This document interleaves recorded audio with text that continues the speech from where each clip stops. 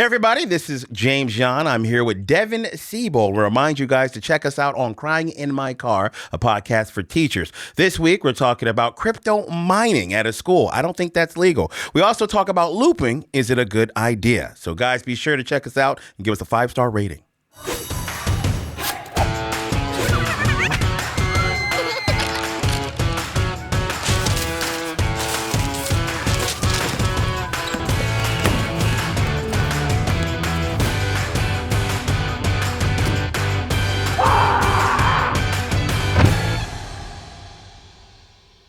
Hey, everybody. Thank you for tuning in to this edition of Crying in My Car, a podcast for teachers. My name is Devin Siebold. I've got my good buddy, Mr. James Jan.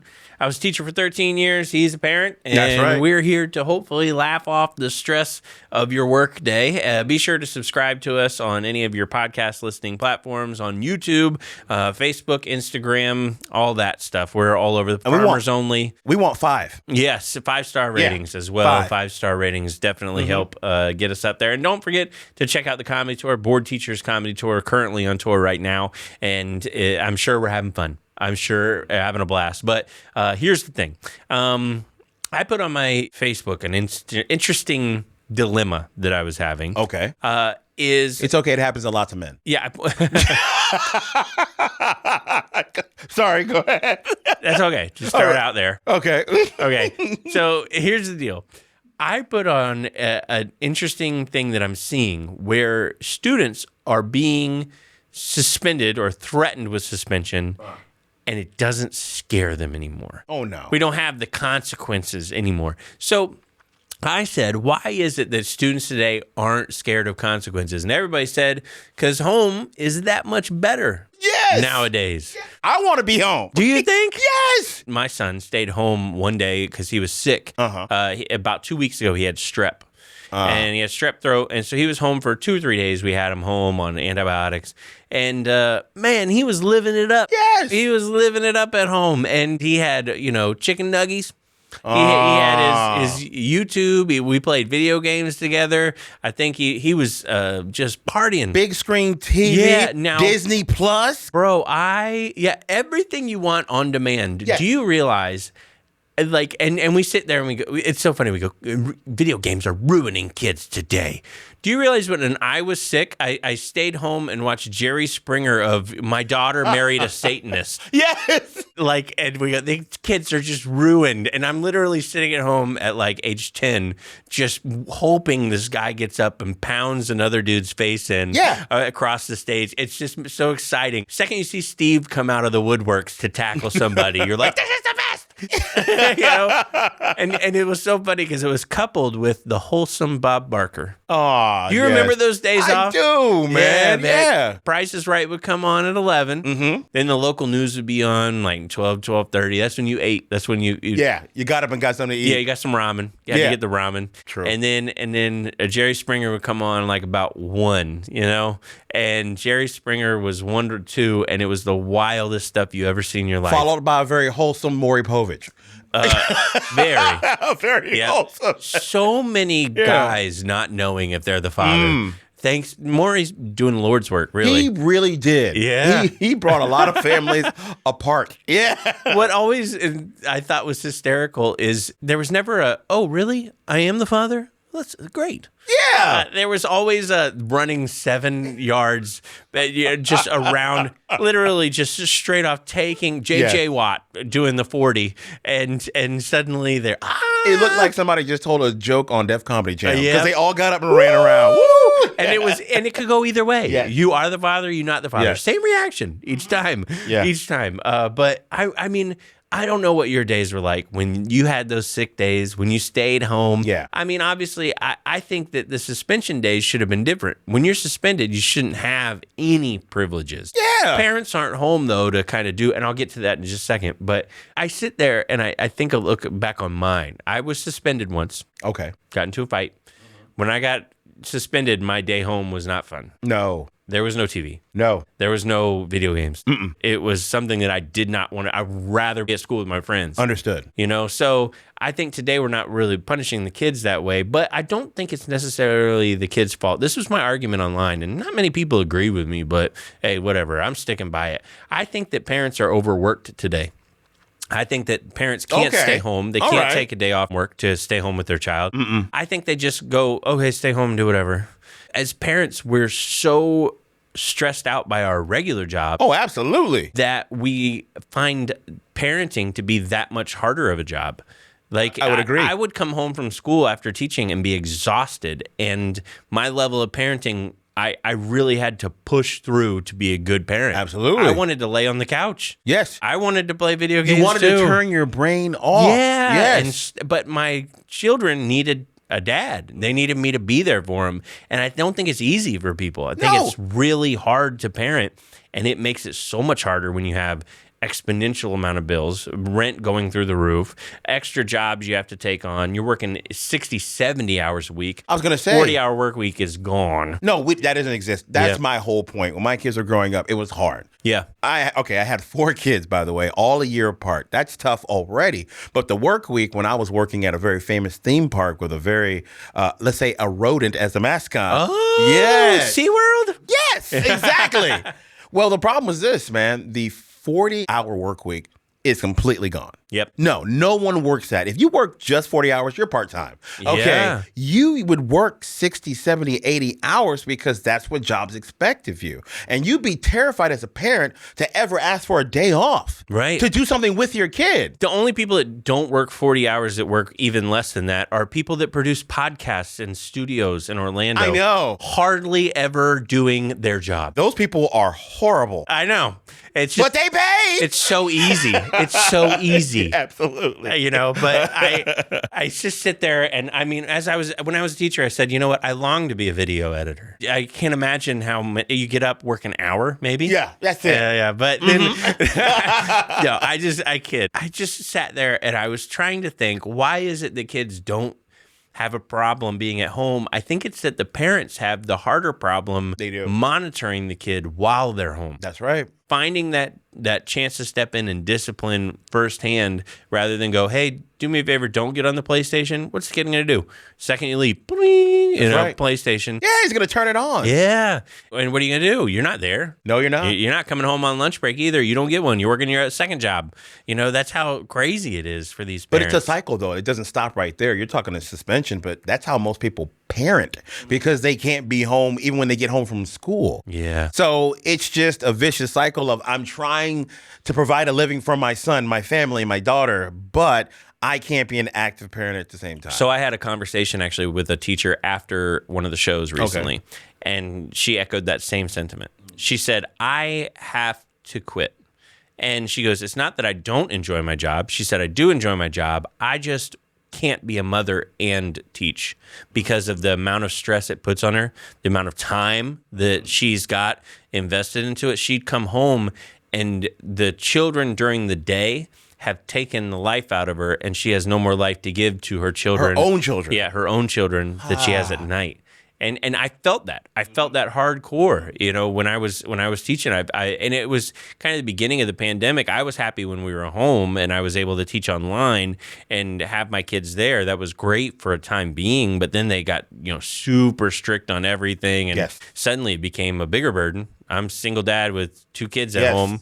And here's a big dilemma for parents out there too, is you have to make a choice at some point. And here's where me and my wife were when we started having multiple kids. When we had our second kid, we had to make a decision. Look, we can't both work and someone be parenting our children. Right. So the choice was this. We could put our kids in daycare and have someone else raise our children, which is essentially what you have to do, or someone has to bite the bullet, work as much as they possibly can so one parent can actually be in the home. Right. And then we did that. Now, we were lucky because we were 2 parents in one home, but there's not that situation in every single home. So I know how hard it is. It's almost the opposite now. Yeah, the nuclear family has kind of gone away. Yeah, I'm considered an outlier. Yeah. Like, I'm a unicorn. Now, James, I hate to put you on the spot, but would you like to tell the story of your last child's birth announcement? Absolutely. This is my favorite story, by the way.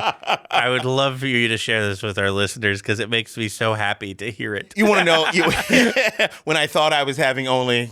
Yeah, so you thought you were having how many kids? I thought I was having 3 children. 3 children. Yes. And you said it needs to be done. Yes. So me and my wife were very young when we started having kids. We had a kid every single year for 3 years straight.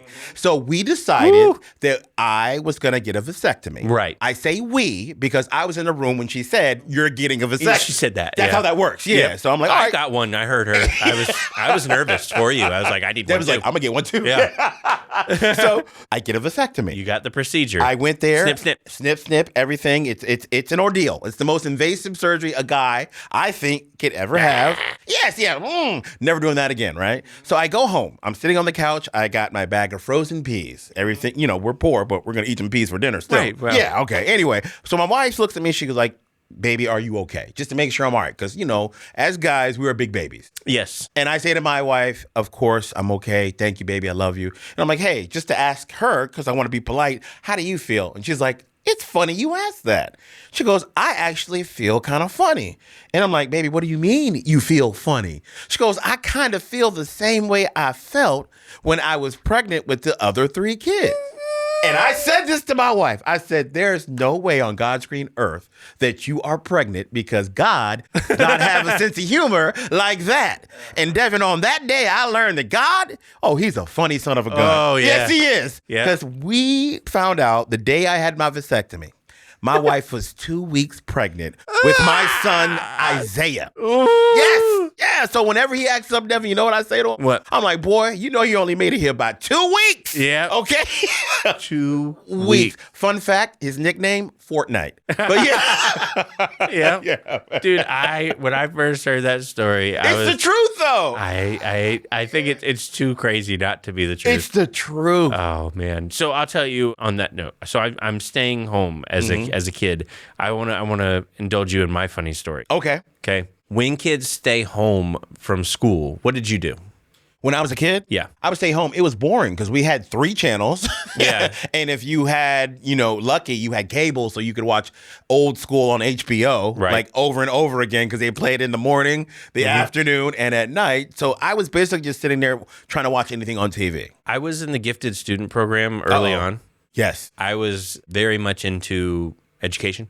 Oh, wow. And I felt guilty every time I stayed home. So I had to educate myself. What? Yeah, I had to learn something new. Whenever I was sick, I would stay home and my mom would come home from work and she'd be like, how was your day? I'd be like, I learned to juggle.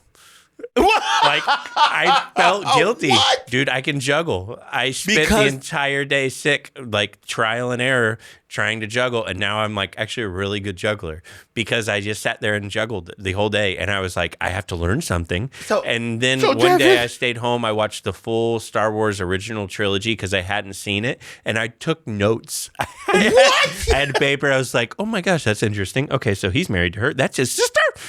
There was things that I took notes, and every time I stayed home, I had to learn something new.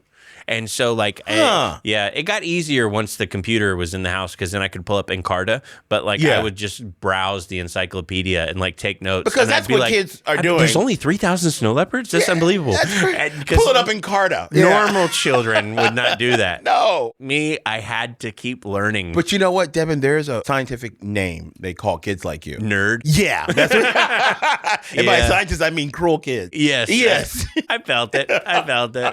But I would do that every single time. And there was so much fun things to do when you were off. It was just it felt cool to stay home. But I will say this, the only thing that rivaled staying home is what? A field trip. No. No? Being brought to school after it started. True. Is that not the biggest Why was that a move? drug? I don't know. Why was that such a drug? Your mom would be like, hey, we got a doctor's appointment and I'll drop you off after that. And you would come up at 10 o'clock and you'd roll in and people like, what? He's here. No. And just walking in class. Stay alive. Stay alive. You can tell by the way I use my walk. That's awesome. I was checked in late. No time to talk. Because you know what it meant, though? When you would come to school late, normally it meant that mom or dad, whoever was taking you, would let you stop somewhere. Food, yes, man. Yes. You would get Mickey D's. Dude, I would walk in. Which is the Ruth Chris. Yep, I just had of that kids. last bite of McGriddle as I opened the door. Hey, everybody. You had a McGriddle? What? I know. Yeah, It's that's 10 funny. o'clock. They stopped serving it at 9:30. How did you do that? You felt like a king. That was a moment right there, man. And then it doesn't even feel like the rest of the day. Like you just are like, oh, that's what you guys were doing? Oh. Yeah, I know. Interesting. God, you felt like P. Diddy for 5 minutes. Yep. That's what it must feel like. Take that. Take that. Yeah. All right. You want to jump into the teachers in the news? Absolutely. All right. Love it. Teachers in the news today. We got some interesting ones. First off, there is a teacher who is delivering Domino's pizza. She posted a TikTok and said, just so you know, I am a full-time teacher. And here it's 8 o'clock at night and I'm delivering pizzas. I'm doing this because I can't survive on my teacher paycheck. She's doing it just to continue teaching. Now, this is what is interesting is apparently she states there's an average salary for a teacher in the United States, I guess, of $39,000. That's well below living wage. The highest areas, the starting salary is $70,000 in Luxembourg. I need to go to Luxembourg. Yeah, me too. And apparently the low salaries, 82% of teachers, this is the craziest thing, 82% of teachers that responded to the survey said that they had worked multiple jobs to make ends meet as a teacher. That's crazy. 82%. Oh, my God. I did. I worked at Carrabba's as a cook for years. Yeah. I worked as a tutor, Longhorn Steakhouse, serving, waiting tables. And you still came home and did extra work, though. Yep. Still as a teacher. Yep. That's the thing. I'm trying to compute. When did you sleep? I got off at 3, would be home by 3:20, 3:30, would change and started my shift at Longhorn at 4 o'clock. Then would get off Longhorn around 11 o'clock at night and then come home, grade papers, shower, get, and start it all over again. Sleep at most 6 hours probably. Jeez. Start the whole cycle over again. But you can't keep that up. No, you can't keep that kind of thing up. But you shouldn't. And that's the thing. The sad part is, and I may have told you this before, is that when I applied to be a server at Longhorn, I got hired instantly. And then he goes, I hired you right away. He said, I saw you were a teacher. He goes, teachers make the best employees. He goes, I've got several working for me right now. And I was like, What does that say? What does it say? That we're awesome employees. Yeah, true. But it also says we don't get paid enough. How many teachers do you have working here? And they were. Now, here's the crazy part. What you made as a teacher probably was rivaled by what you made at like Carrabba's and stuff. I think with the health insurance and stuff like that, I made more, obviously, as a teacher. Okay. But there's a lot of people that say I make way more doing my part-time job than I do but they just can't. They like teaching. They either love it and it's their passion. That's the thing. And they want to keep doing it, or they can't afford to quit both jobs. They got to, kids. That's crazy, bro. Yep. There was a bunch of comments underneath of this Domino's thing, and it says, I taught 13 years. I left because I was tired of coaching and door dashing just to keep my head above water. Another one said, I have a master's degree and I work extra duties and work part-time at a second job and sell my plasma just to make a livable wage. I did the plasma thing too. Really? Yep. Now, is it good money in that? I'm asking for a friend. It's like $75. Okay, got it. Yeah, but I did it only a few times because it really took it out of me. It does. For like a day, I was done. I was like, okay, I got to sit out for a while because it just really. Some people it doesn't affect, and they could just But the sad part is the teachers have to donate plasma. That's crazy. It's like, what are we doing here? And everybody says, oh yeah, teachers should get paid and more. The funny thing is usually see a general consensus that teachers should get paid more. Everybody says that. Yeah, and the thing is that our taxes dictate that we are paying enough into taxes. It's just it gets lost in the government. They pay too much for other stuff. One thing that always made me so mad is that I would get these little pamphlets for stuff that I could buy for my classroom. Yeah. And because it was government money paying for it, it was always marked up exponentially. Yep. Do you realize that you could go to Walmart and you could buy it for $8, like the 5-disc of The Story of Us? I got a flyer in the mail. This DVD had been out for years, and it was for history, and it said, order through us, just tell your school to pay for it. And the same Story of Us DVD, $85. That's insane. $85. And they say, oh, well, you're showing it to multiple people. It's a larger license. And it's extortion. That's exactly what that Extortion. is, bro. And every DVD was like that. It was $85 and up, and it was just insanely expensive. And the stuff we had to buy as teachers through their programs, always jacked up in price. Okay, next one. This one's a pretty good one. I think it's good anyways. Henrico County is going to pay bonuses at 9 schools with teachers. We're at high rates of teacher vacancies. So they're going to do bonuses in schools to try to get them into the schools. Makes sense. Now, I like this one because they're just giving them the bonus just for working there. There's a lot of stuff in Florida where they give you a bonus if you go to a low-end school and you raise their scores and you have a lot of pressure. This one's $3,000 annual bonus, but here's the kicker. Uh-oh. And here's where not good. Good kicker. Okay. Finally, I think a school district is getting it right. All right. They're giving them a $3,000 bonus for working in these high-needs schools, and this line put a smile on this teacher face. The school division also plans to hire additional staff to support those teachers at the schools. Yes! Thank you. There you go. Thank you. It's that easy. Pay them more and support them. It's that easy. Everybody's happy. Yeah. Sure, it will cause more people to go, oh, $3,000 extra a year? You know what? Maybe I'll look at going to that school. Maybe bring some good teachers over, so who knows? But apparently the bonuses, they haven't been having any bonuses. The vacancy rates have been real high. So they decided, hey, $3,000 a year extra if you want to come teach at this school, and we'll support you. Sounds good. Hope it works out. Yep. All right. This one is a feel-good story. I love like it. feel-good stories. Yeah. There was a teacher who apparently was an Akron, Ohio native and went over to teach English to the Ukrainian citizens. What? Yes. And apparently arrived there to begin teaching just before Russian forces invaded last year. Oh, my. Right. His initial intent was to remain there as long as possible. The fighting escalated, and he was escorted out along with 2 students to the border of Poland, hundreds of miles to the west. A lot of his students remained. Since then, over the entire past year, he has continued to teach 50 students in the Ukraine remotely. He has continued to support them.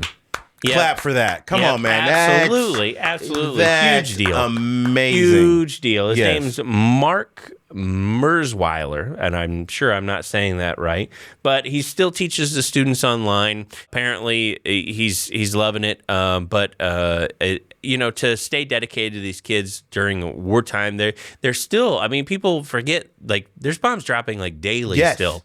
People are still dying. It's not stopped. I think the numbers, it was crazy. They said that Russia was losing 40,000 troops a month. Yeah. Those are kids. A lot of these are high school kids, and that's Russian side. We're talking Ukrainian side. I mean, some of them could be losing parents, family members, siblings. And also, it shows 2 things. First off, the passion of the teacher. Secondly, the passion of the students. Dude, that's what I wanted to highlight. I'm going to tell you right now, if my house is getting bombed, I'm like, are we going to make it to school? Yeah, exactly right. I'm going to be like, I'm getting out of here, and that's it. But we say it a lot, and we often refer to teachers as heroes, but that gentleman truly is that. Truly is a hero. Yeah, it's pretty cool to see good things, good news like that. So I love to see it. Okay, there was a teacher who rescued a man in his wheelchair from a burning car. Wow. Yeah, teacher apparently in Connecticut, a Connecticut school teacher saw that a man apparently was inside of his burning car and in a wheelchair and couldn't get out. They said she ran up to it and took him out of the car and saved his life in a heroic way. We got a whole lot of hero teachers today. One more time, Devin. Yeah. Yes, man. Yeah, she saw the car pulled over, smoke coming out of it, and the driver hanging from the door and decided to get out. She said, I saw the smoke. I didn't see the fire, so something broken down or smoking, and then he was not out of the car yet. Something just didn't sit right with me. Said she pulled off to the side. The timing was perfect. Wow. Grabbed him out, got his wheelchair out of the car, and then apparently his vehicle burst into flames. That is utterly amazing. Yep. Can we shout the woman out? What's her name? Heather Sika Leonard. Shout out to Heather Sika Leonard. Leonard, man. But the picture's mind-blowing because, of course, there's people I can see it. Of course, there's people recording. Yeah. Not helping. Not helping her. Recording. Yeah. This tiny woman is pulling a man out and grabbing his wheelchair. Turn to your left. Yeah. You're not doing it right. You're not doing it right. Yeah. It's just... Oh, my gosh. Could you go around the side? The flames are really ruining this angle. I'm just trying to get a good image. Gotcha. What's your Instagram? Yeah. Oh, yeah. I'm going to save that one for last. I actually got two that I'm going to save for last. So, Texas. I'm familiar. Yeah. They put together a task force. Task force. Trying to figure out what the heck to do about the teacher shortage. And, they did a very long study. Mm-hmm. They tried to see what exactly was going on. Mm-hmm. And as it turns out, teachers need more money. What? Would you believe that's what the conclusion they came to? But the governor of Texas ordered it to figure out why are teachers leaving the profession. And it turns out they said more salary. So what did he do? He released the findings. And now we know. And that's it. That's it. I mean, why go from there? We know. I know what the problem is, but here's the thing. I'm not going to solve it. Yeah. Imagine the exterminator coming in and being like, man, it looks like termites. Anyways, see you later. Wait. Whoa, yeah. Apparently, the job of the task force was to figure out, investigate why the shortages exist, recommended policy changes, and wanted to pay teachers more. So whether they do something with it, I don't know. But at least we finally have the results of one of these task forces that was put together. We've mocked them in the past, but apparently they're working now. You know the funny part? Task force cost probably $100 billion. Oh, yeah, absolutely. That's funny. Well, so what money do we have to pay them with? Oh, we used all that on the task force. Yes! Oh, man. Yeah. Bummer. Oh, well. Yeah. Maybe we need another task force to figure out where the task force money went. Former task force back. Task force. Okay, this next one is interesting. I like interesting. I went with this story because I speak some firsthand experience. Okay. Teacher looping is happening. Looping. And I hadn't heard this term used before. I love it. Okay. They are thinking that it might save the teaching profession. Schools are looping their teachers in with a group of students and moving them up each year. I think this is a good idea. Okay. And the reason I think this is a good idea is because I experienced it. I started teaching at a middle school. Okay. And they gave me 6th graders. All right. The very next year, they said, hey, we have a vacancy in 7th. We'd like you to move up. And I moved to 7th. And guess who I had? My same middle schoolers who I had already built a communication and reputation with and a relationship. Yep. And they knew my style. They knew what to expect. I didn't have that whole learning curve period. There was a few new students, but they fell in line right away. I like this. They learned very well from me the first year and kept learning, and I learned more from them. I knew their learning styles. Okay. I knew what they liked and what they didn't like when I would lose the attention of this group of students. Then 7th grade ended, and they said, oh, we just lost an 8th grade teacher. Would you like to move up to 8th grade? And I said, absolutely, I would. And I moved up to 8th grade with that same group of kids. So for 3 years in a row, they had me as their social studies teacher. And for 3 years in a row, I knew the material changed, but the environment didn't. Got it. It was familiar to them. Got it. And I felt like I knew the parents a lot better. I felt like I really knew the kids a lot better. I felt like this was a better idea. Yeah. And the cool thing is they were learning the material as I was. That's funny. Yeah. Because it's true. Like, teachers are expected to know everything, but I don't know everything about Devin, no. You can't let them know that. Yeah. So I would learn it as they were learning it, and we would explore it together. And I'd even go, they'd ask me a question. I don't know. Let's look it up. Yeah. Let's figure this out. I haven't taught this before. Can I say this as a parent? Yeah. That is a wonderful tool to use. when you're teaching kids as a teacher and you say, I don't know, let's look it up together and learn at the same time. Apparently, it's very common in Vermont where more than half the schools use it. Now, I just did a tour of Vermont, and I specifically remember driving by the one-room schoolhouse. So I'm guessing it's just because there's 7 people that live in Vermont. Yeah, that's it. And 3 teachers. But the benefits are simple. When teachers have more time with the students, they get to know them better. They can teach them more effectively. It's a low-cost way to deepen teacher focus on all the students, but particularly those who need the most support. I think it's fantastic. I really do. It says you have to know the curriculum to get for the next grade. That's the only downside. I don't think it was a downside. I thought it was fantastic. Yeah.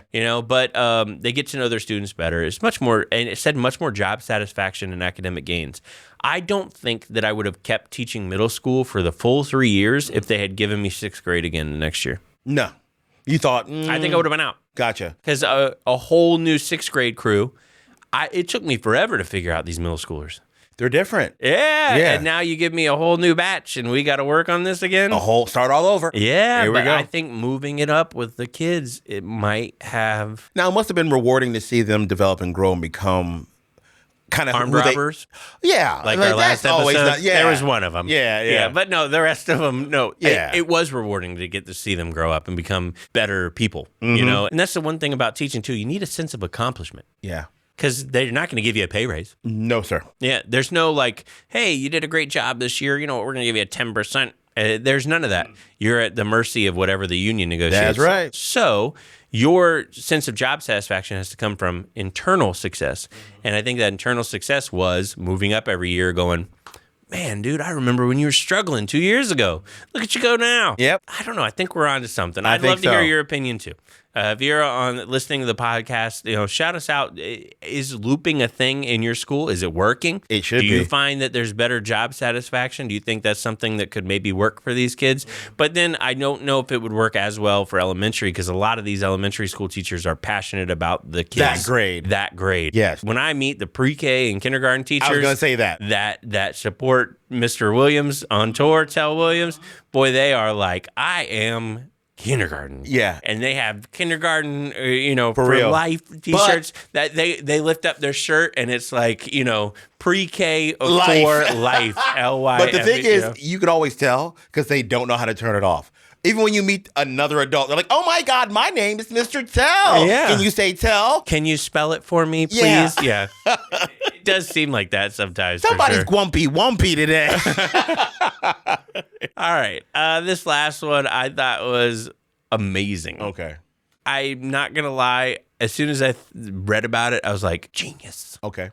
A teacher has been charged with a crypto mining operation that was discovered in the school crawl space. What? In Massachusetts, they are facing charges after authorities say he carried out an elaborate cryptocurrency mining operation out of the school where he worked. Oh. He was 39 years old. He taught at the local high school. Apparently, there was electrical wires, several computers and components, and temporary ductwork that was apparently discovered during some renovations or something. And they investigated this potential crypto mine, and apparently they came in and investigated all of it, and over a 3-month period they learned that this person was mining crypto in the wall space at the school.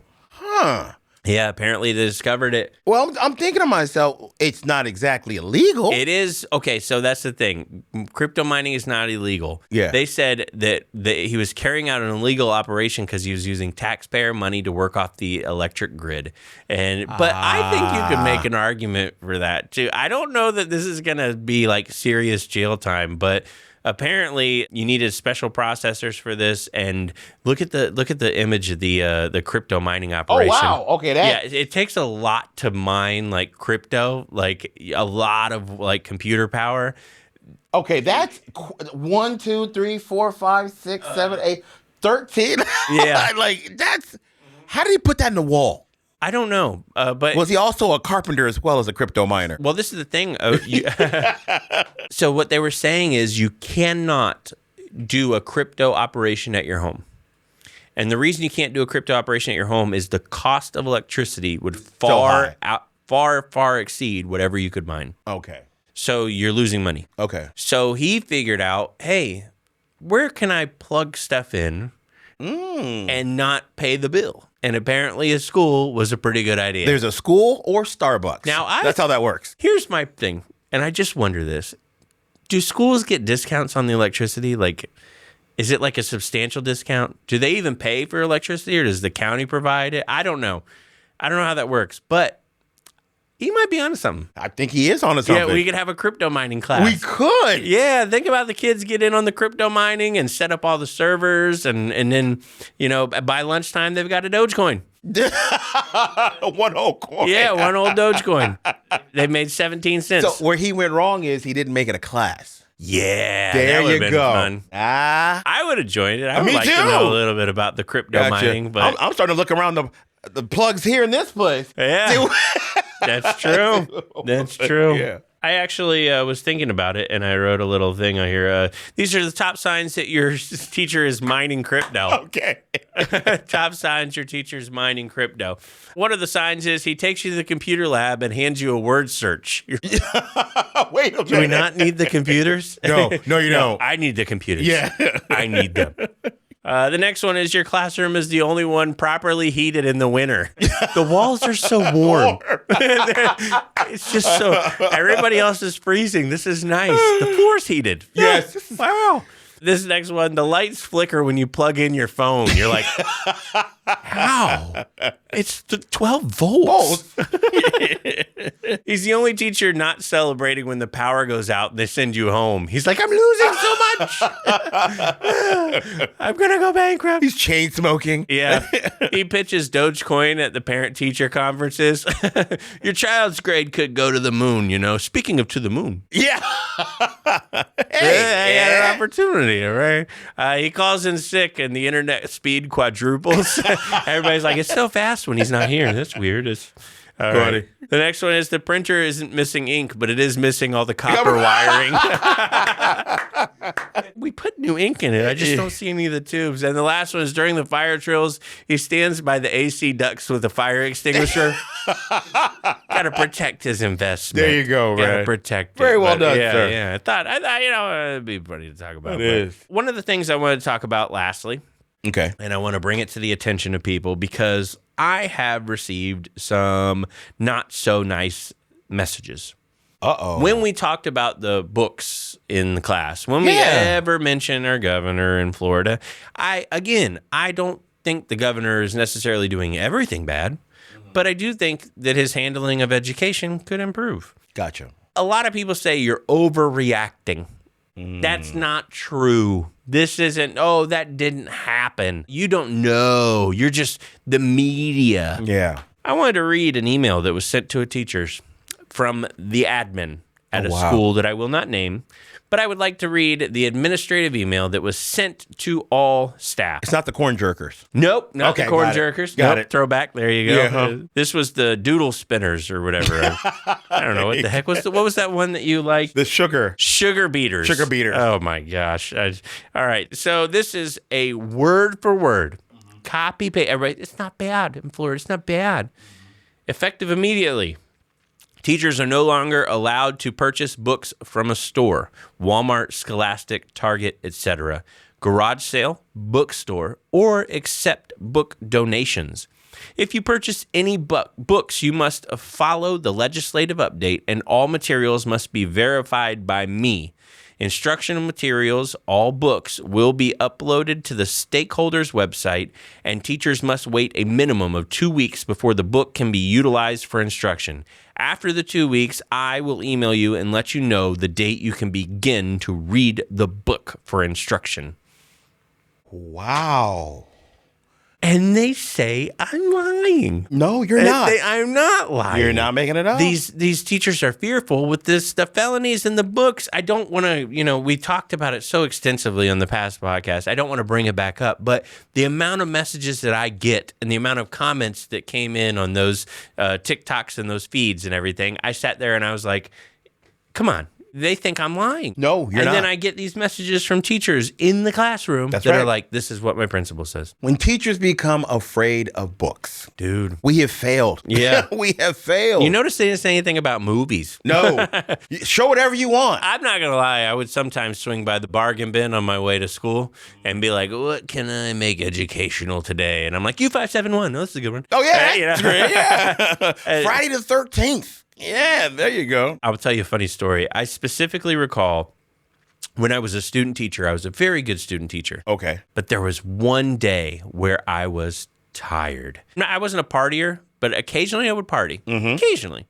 And I think I went out too much the night before. Uh-oh. And I was teaching the 30s. And I'm not going to lie, this is one of the things, you ever look back and you just regret, so you're like, man, I was so stupid. That was so dumb. I showed up that day, that morning to teach, knowing I was exhausted. And I had stopped at Walmart and I grabbed a little something out of the bin and I walked in and said, guys, we're talking about the 30s. I said, so I thought it would be a good idea to show you guys what the cartoons were like during the 30s. Oh. And I had bought one of those old Bugs Bunny, like multi-packs. Mr. Siebold. And literally it was like 1930s cartoons. Yeah. And like I just pressed play. And I was like watching the cartoons with them and I was so exhausted. Oh my gosh, I was tired. And my internship teacher, he never came out from his office. He never guided me. No. Ever. He was on eBay buying and selling boats. Oh, what? That was his side job. Whoa. But okay, a side job that you buy and sell boats? Yeah, he would buy boats that he thought were a little too cheap, and then he would sell them. Okay. Again. All but right. anyways, that's beside the point. Probably does crypto mining now. I'll never forget. He looked up and he was like looking at the TV that was playing, and he comes out. He goes, "What else do you have?" And I said, There's a Daffy one after this." And he's like, "You tell me you're not going to do cartoons all class period." And I was like, "The runtime's 52 minutes. It's a 45-minute class. Yes, I'd planned on that." He's like, "Well, you can't do that." Oh. And I was like, "Oh, okay." And he goes, "I'll take over today." He goes, "I know you're tired." He goes, "Come back tomorrow with a better lesson." And I was like, all right. But looking back, I was an idiot. Yeah, Why would I ever show... Like, I literally looked on the back. It's like the top cartoons from the 1930s. And I was like, perfect. Yes. The kids will learn so much. We'll end on this. I want to talk about you. Okay. As a parent. Oh, wow. Have you ever been embarrassed for your children? Can you think of anything like in school? I know you have really smart kids. I have genius kids. Yeah. Yeah, they are very smart. Do you ever have to step in and go, you know what? Maybe that's not what we do, or is it just me? Yeah. My son, Devin, God bless him. He is an amazing, caring, loving kid. He has a great job now, right out of UF, graduated, master's degree in mechanical engineering. Smart kid is what I'm trying to say. Very smart. But when he was little, he was a little bit emotional. Ooh. When he didn't get certain things he wanted. He didn't learn to use his words. He was at story time. I believe this is first grade. Now, Devin had gotten in trouble because he loved to talk when he was little. So he got in trouble, and the teacher thought it'd be an appropriate punishment to take story time away from him. Okay. So my son did not like this. So in order to show that teacher his disgust with her not letting him go to story time, he decided to strip down completely naked and throw his clothes at the teacher. Because that'll show her. It did. She was like, you know what? I regret doing this. I'm putting on Bugs Bunny cartoons from the 30s. Funny story, though. Fast forward to middle school. There's a kid in his class that remembers Devin, he thinks. Oh, no. He's like, hey, man, were you the kid that took off his clothes at story time? And Devin's like, no, I don't know what you're talking about. That wasn't me. Heard of, nope, not me. That was Devin Pawn. Yeah. I'm Devin Yawn. And I would like to remind you, it was very cold in that room. Very cold. So, yeah, my son Devin, okay. That's what he did. I'm going to end on this because you reminded me of something that happened this past week. Okay. You also took your clothes off and threw it at No. No. Okay. I had an incident with my child. Uh-oh. Yeah. I was at home the night before I had a show and I sold some merch. Yeah. And I was like, you know what? I need to go deposit that cash in the bank account. Yeah. And I couldn't find my wallet. And I was looking all over for it, and I was like, it was right here. And I remembered it was right next to my kid's lunchbox. And I was like, there's no way my child took my wallet to school, right? And so I messaged the teacher. I said, hey, just curious, did my son happen to have my wallet in his backpack by chance? And she responded, it's so funny you messaged me. Uh-oh. I was just about to message you that your son had given $400 to all the children in the classroom. What? He was standing by the door handing out 20s to kids, saying that dad had okayed it. Oh my God. And the kids, she said she walked into the class and the kids were like sitting around with like $80. And she's like, what? Where did you guys get all this money? And it was all the cash I had got from the merch sales the night before. Okay. I was selling the books. All right, first off, your son has a big heart. Yeah. I don't know if I got all that money back, so he better have a big heart. Yeah, he was so generous. He was, man. Oh, in his head, he was doing a good thing. Oh, yeah, he was doing a great thing. You know, it's one of those who's on first moments because I go to the school to get my wallet back, which they have. Mm-hmm. The school policy is you ring the doorbell and you hold up your license before they will let you in. Makes sense. You don't have your wallet. I don't have a wallet. And I tell them, I say, hey, I don't have my wallet. And they're like, well, you can't come in. And I said, but you have my wallet. It's in there. Okay, well, you need to show your ID. I said, the ID's in there. And she's like, okay, well, we can't let you in. I'm like, I don't have an ID. They're like, exactly, we can't let you in with ID. I'm like, I don't know what to tell you. Yeah. Just give me my dang wallet. You know? Did you open it up? Yeah. Yeah. And look at the ID and see that they finally let me in and get my wallet. But, oh, man. Hey, look, this is going to be the only time I let you in here without your wallet. I'm so thankful that he gave it out at that moment instead of at the bus, at the PE. It would have been Dude, gone. I would have never seen any of that money. Gotcha. Which I really don't think I got all of it. Somebody came home that day and was like, Mom, Dad, I got you tonight. Yeah. Dinner. Yep. On me. Olive Garden. Chili's 2 for $1. There you go. I'll cover the tip. I love your kids, man. Yeah. I some days. And I hear you. Anyways, yeah. So thanks so much for listening. Now, how can people find more information about you? More information on me, guys, please just go to Instagram, James Yan Comedian. Thank you guys for the messages. Thank you guys for following me. I see you. I love you. I know it's teachers because all of their accounts are private. Thank you. Yep, just one martini in the profile picture. Yeah. Mm-hmm. All right, and DevinComedy.com for all the upcoming tour dates. Don't forget to check out the Board Teachers Comedy Tour. We're on tour right now, headlining all these massive theaters across the United States, bringing laughs to tons of people. Nice. Be sure to check out my book online, A Teacher in the Wild, as well. Thank you for all that have continued to support it. It's rated 5-star on Goodreads. And thinking of 5-star, rate this podcast 5-star. And hopefully we'll see you back next week with a brand new episode of Crying in My Car, a podcast for teachers.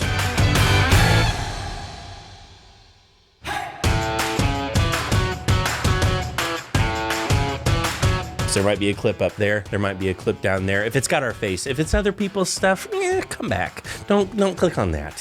But us. Suggested things, that's us. Crying in My Car. Devin Siebold, James Yan, Board Teachers, watch.